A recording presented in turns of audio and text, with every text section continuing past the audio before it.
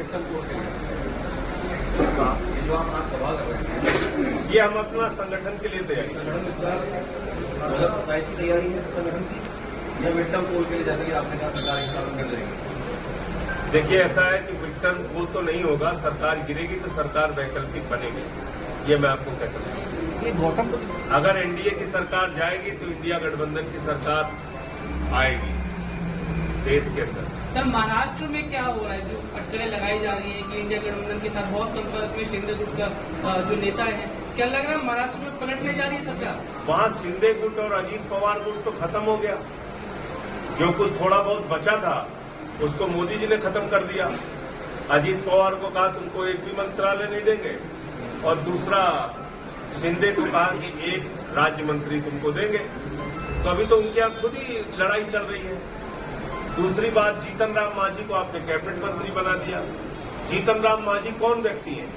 जीतन राम मांझी जी ने 3 बातें कही हैं।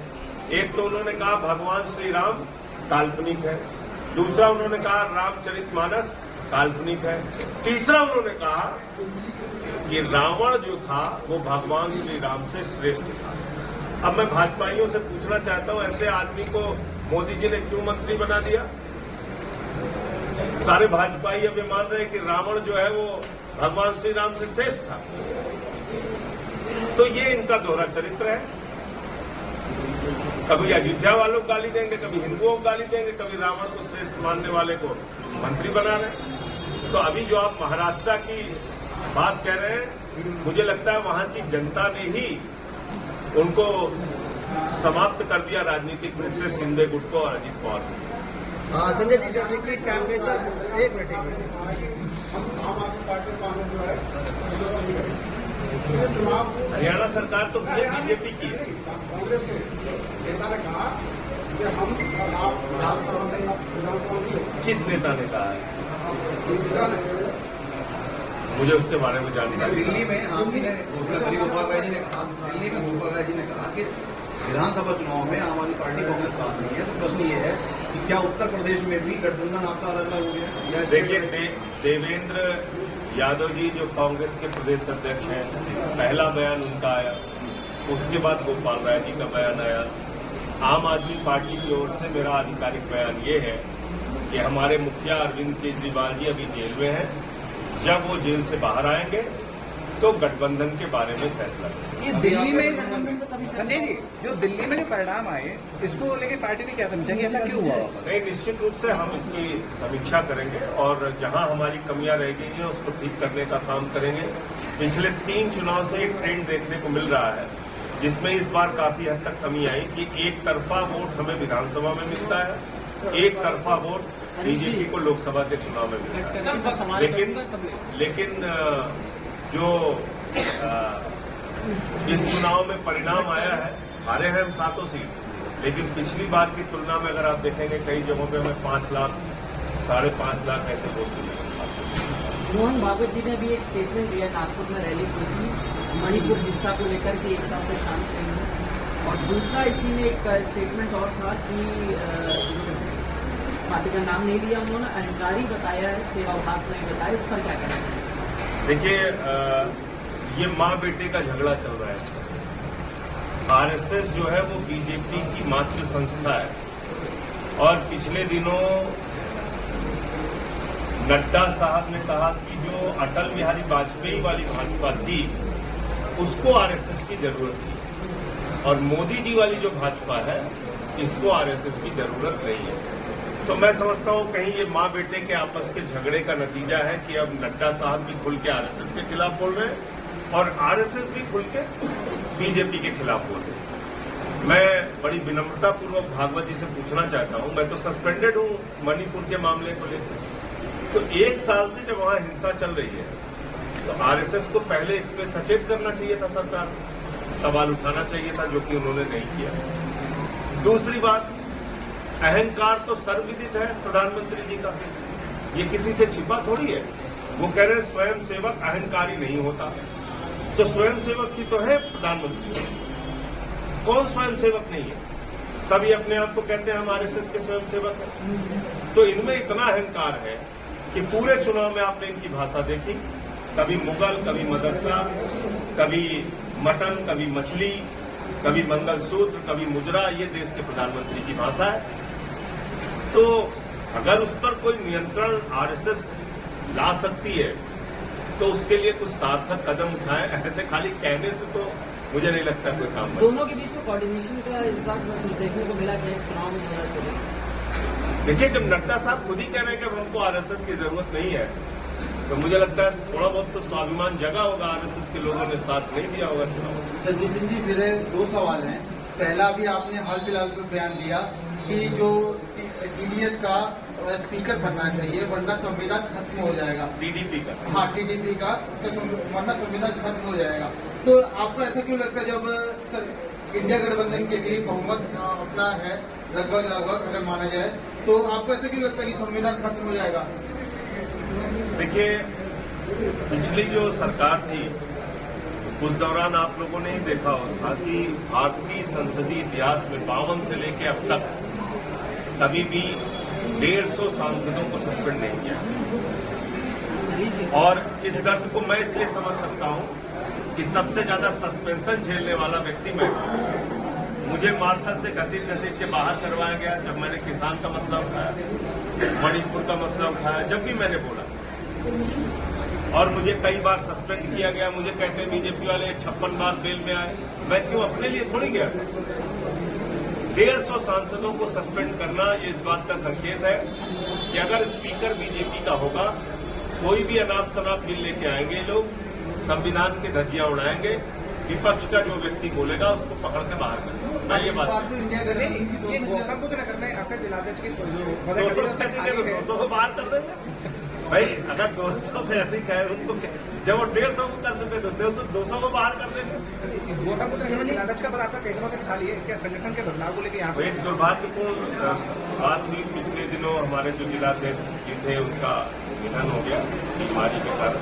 तो हम लोग जल्दी यहाँ के भी जिलाध्यक्ष और बांदा के जिलाध्यक्ष, जो हमारे जिलाध्यक्ष।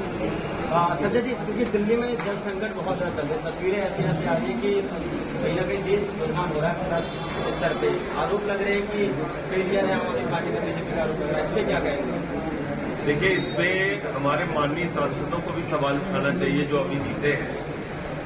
चलो ठीक है, आपकी हमसे राजनीतिक लड़ाई है, लड़िए, लेकिन दिल्ली की जनता से तो आपकी कोई लड़ाई नहीं है। जो पानी हरियाणा से, जहां भाजपा शासित राज्य है, हरियाणा से जो पानी बीजेपी सरकार से हमें मिलना चाहिए नहीं मिल रहा है, और वो ऑन रिकॉर्ड चीज है, कोई झूठी बात नहीं है। तो उस पानी को दिलाने में बीजेपी के सांसदों को हमारी मदद करनी चाहिए। राजनीति को एक तरफ रखते हैं, पानी पिलाने से तो ज्यादा पुण्य का काम कोई नहीं हो सकता।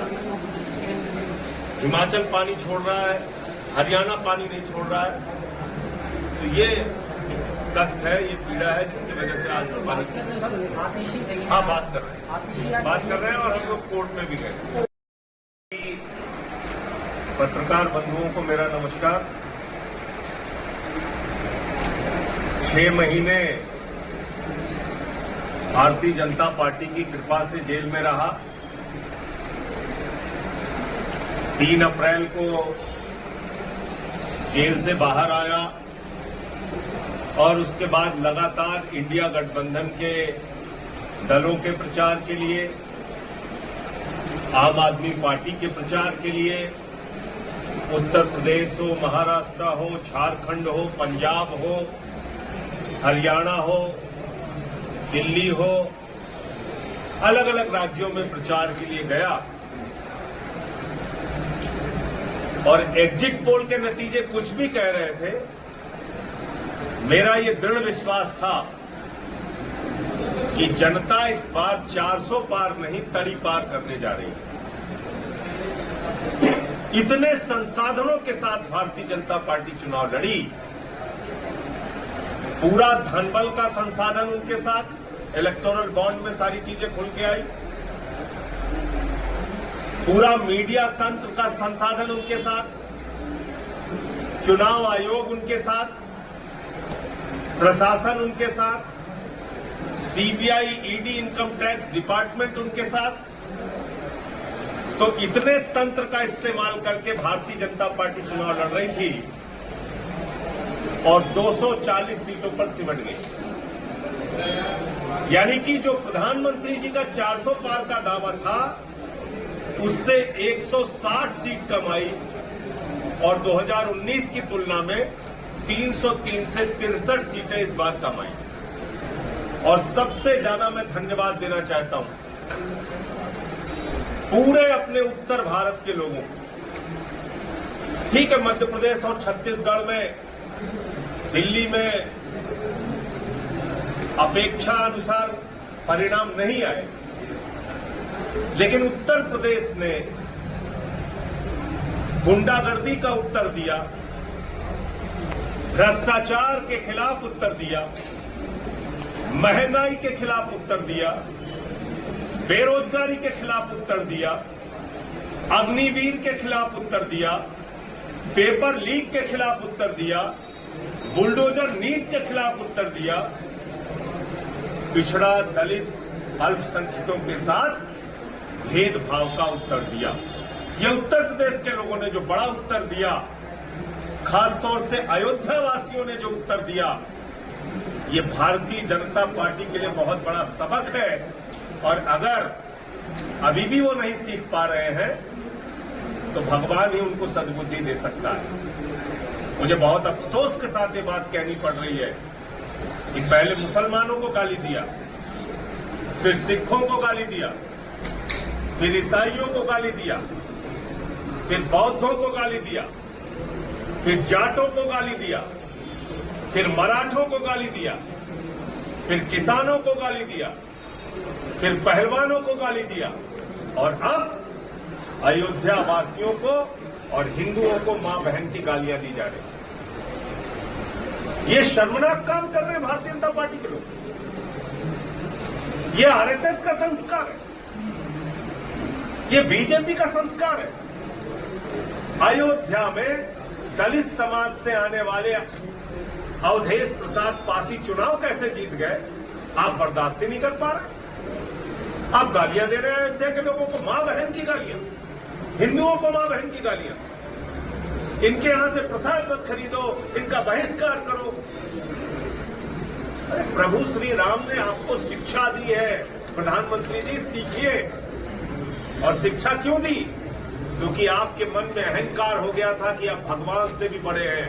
बीजेपी वाले गाना गा रहे थे, जो राम को लाए हैं हम उनको लाए। प्रभु श्री राम को ला सकते हैं बीजेपी वाले? भगवान श्री राम सृष्टि के रचयिता हैं, हमारे आराध्य देवता हैं। भगवान श्री राम को कोई भाजपाई नहीं ला सकता, कोई मोदी नहीं ला सकता। भगवान हम सबको लेके आए। कल को बेटा अपने बाप से कहने लगेगा, बापू बापू हम तुमको लेके आए। बापू कहेंगे बेटवा हम लाए, कहें नहीं नहीं तुमको हम लेके आए। इतना अहंकार। आप कह रहे भगवान जगन्नाथ मोदी जी के भक्त हैं। आपने अयोध्या के अंदर नवीनीकरण विकास के नाम पे वहां के लोगों के सैकड़ों साल पुराने घर ध्वस्त कर दिए, पुरातन मंदिरों का आपने ध्वस्त कर दिया। ये कौन सा विकास है आपका? गरीब का घर उजाड़ के, मंदिरों को तोड़ के। आपने, आपके मन में इतना भेद, इतनी दुर्भावना। अखिलेश यादव जी उत्तर प्रदेश के 5 साल मुख्यमंत्री रहे, अपना आवास खाली किया तो गंगा जल से धुलवा रहे हैं आप। कन्नौज में अपनी पत्नी के साथ मंदिर का दर्शन करने चले गए तो मंदिर आप गंगा जल से धुलवा रहे हैं। प्रभु श्री राम के मंदिर का शिलान्यास करते हैं तो श्री रामनाथ कोविंद जी जो तत्कालीन राष्ट्रपति थे उनको नहीं बुलाते। उद्घाटन करते हैं तो श्रीमती द्रौपदी मुर्मू जी जो वर्तमान राष्ट्रपति हैं उनको नहीं बुलाते। क्यों भाई? क्योंकि वो दलित समाज से आती है, आदिवासी समाज से आती है। तो भारतीय जनता पार्टी के लोगों के मन में दलितों, पिछड़ों, आदिवासियों और अल्पसंख्यकों के प्रति एक दुर्भावना है और नफरत है। 2024 का परिणाम भारत की जनता ने चिल्ला चिल्ला के मोदी जी के कान में कहा है, ना हम पाकिस्तान हैं, ना हम तालिबान हैं, हम हिंदुस्तान हैं और हम मिलकर रहना चाहते हैं। विविधता में एकता भारत की विशेषता, ये हमारा संदेश है। हम वसुदेव कुटुंबकम को मानने वाले हिंदू धर्म है। हम कहते हैं धर्म की जय हो, अधर्म का नाश हो, प्राणियों में सद्भावना हो, विश्व का कल्याण हो, हम उस हिंदू धर्म को मानते हैं। आज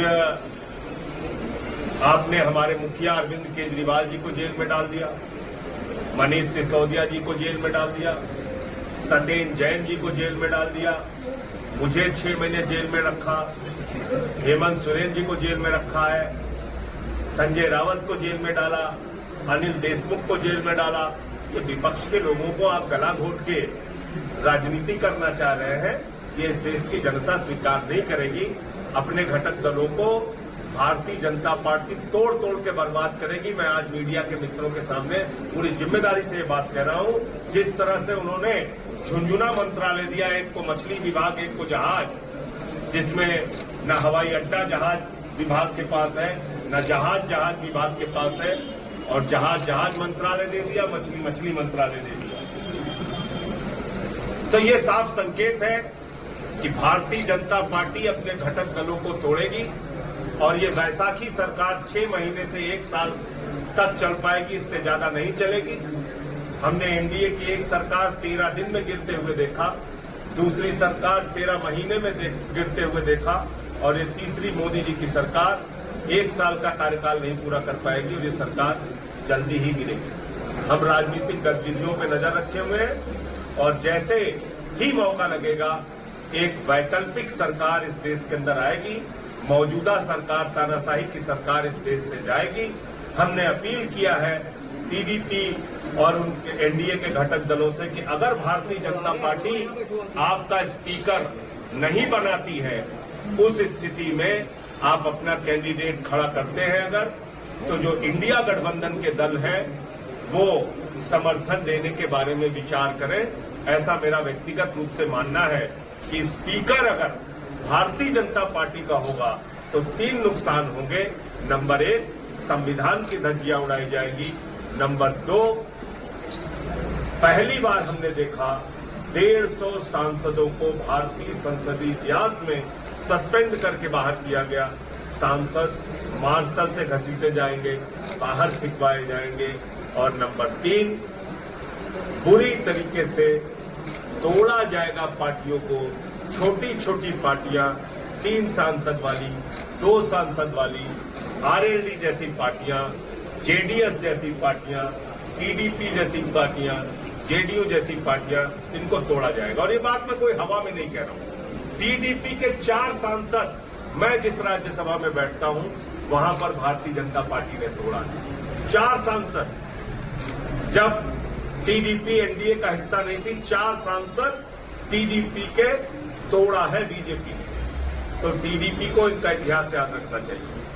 मध्य प्रदेश में सरकार तोड़-फोड़ करके बनाई, कर्नाटक में बनाई, उत्तराखंड में बनाई, अरुणाचल में बनाई, कर्नाटक में बनाई, महाराष्ट्र में बनाई, यही काम ये करते हैं। तो इसलिए आज हम लोगों की प्रदेश की कार्यकारिणी की बैठक थी, जिसमें हमारे 8 प्रांत के अध्यक्ष यहाँ मौजूद थे, प्रदेश अध्यक्ष, महासचिव मौजूद थे, हमारे सभी प्रकोष्ठों के अध्यक्ष मौजूद थे।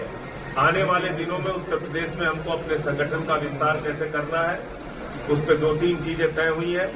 14 जुलाई को प्रदेश के कार्यकर्ताओं का सम्मेलन लखनऊ में होगा। हर माह के पहले रविवार को हर जिला कार्यकारिणी विधानसभाओं के साथ, विधानसभा कमेटियों के साथ जिला कमेटी की बैठक होगी। एक कार्यक्रम संघर्ष का और एक कार्यक्रम रचनात्मकता का हर जिला इकाई को करना आवश्यक होगा। ये 2-3 फैसले महत्वपूर्ण रूप से लिए गए हैं। 2 विषय और आया है, उस पर अपनी बात कह के अपनी बात खत्म करूंगा। एक तो नीट के एग्जाम में जो घपला हुआ है, ये मैं समझता हूं कि ये बहुत बड़ा घपला है, और इसमें सीधे तौर पे मोदी सरकार का शिक्षा मंत्रालय शामिल है। एनटीए एग्जाम को कंडक्ट कराता है, और आप सभी पत्रकार बंधुओं को जान के हैरानी होगी कि 67 बच्चे 720 अंक पाके टॉप कर जाते हैं। क्या ये संभव है? एक ही कोचिंग सेंटर से 6-6 बच्चे टॉप कर जाते हैं। क्या ये संभव है? एक बच्चे को 718, एक बच्चे को 719 अंक आ रहा है, जबकि एक प्रश्न छोड़ने पर 4 अंक कटता है, यानी कि अंक हो सकता है 716, और एक प्रश्न गलत करने पर 5 अंक कट सकता है, यानी कि अंक की संख्या हो सकती है 715, ना तो 718 हो सकता है, ना 717 हो सकता है, ना 719 हो सकता है। 716 और 715 तो हो सकता है, लेकिन नीट के एग्जाम में 718, 19 और 17 अंक हो ही नहीं सकता। तो ये बहुत बड़ा घोटाला है, और अगर आप आंख उठा के देखेंगे, नजर फिरा के देखेंगे, तो भारतीय जनता पार्टी शासित राज्यों में नीट का घपला घोटाला, पेपर लीक का कांड हुआ है। तो इसलिए ये, जिसमें गुजरात का भी नाम आ रहा है, दूसरे राज्यों का भी नाम आ रहा है, ये बहुत बड़ा घोटाला है। और बच्चों के साथ तो उनकी जिंदगी के साथ बहुत बड़ा मजाक है। अब तक कई बच्चे आत्महत्या कर चुके हैं, क्योंकि परिवार के लोग बड़ा परिश्रम करके पेट काट के अपने बच्चों को पढ़ाते हैं, और उसके बाद इस तरीके से पेपर लीक कांड हो जाता है, कभी कुछ हो जाता है, कभी कुछ हो जाता है। 24 लाख बच्चों का जीवन नीट के एग्जाम से प्रभावित हुआ है। मैं आज देश के शिक्षा मंत्री को और प्रधानमंत्री को इसके लिए पत्र लिखूंगा, और जब भी सदन शुरू होगा और मुझे बोलने का मौका दिया जाएगा, तो निश्चित रूप से मैं इस विषय को वहां भी उठाऊंगा। दूसरा मामला है पुलिस भर्ती का। पहले तो आपने भारतीय सेना में अग्निवीर लाके नौजवानों को बर्बाद किया, भारत की सेना को कमजोर किया। 4 साल की नौकरी वहां पे कर दी आपने, ठेके पे आप सेना में भर्ती कर रहे हैं। अब दूसरा काम, अब उत्तर प्रदेश में पुलिस की भर्ती कर रहे हैं। अभी लोगों से सुझाव और प्रस्ताव मांगे गए हैं कि हम आउटसोर्सिंग करेंगे पुलिस की। अब उसकी जिम्मेदारी क्या जनता के प्रति होगी? क्या उसकी जिम्मेदारी सरकार के प्रति होगी? आप अगर ठेके पे पुलिस भर्ती करेंगे यूपी में, कानून व्यवस्था की तो धज्जियां उड़ाई जाएंगी। तो इसलिए मैं उत्तर प्रदेश की बीजेपी की सरकार से चाहूंगा, योगी आदित्यनाथ जी से चाहूंगा कि अपने फैसले पर पुनर्विचार कीजिए। एक तो पेपर लीक कांड हुआ, उसमें अभी तक आप न्याय नहीं दे पाए। पुलिस भर्ती में 60 लाख बच्चों की जिंदगी बर्बाद हुई, और अब आप ठेके पे पुलिस ला रहे हैं। तो इसका आम आदमी पार्टी विरोध करती है, और अगर ये योजना लाई गई तो हम लोग पूरे उत्तर प्रदेश में इसके खिलाफ आंदोलन करेंगे। मुझे मोटे मोटे तौर पे इतनी बात कहनी थी। आपका जो भी प्रश्न हो आप पूछ सकते हैं।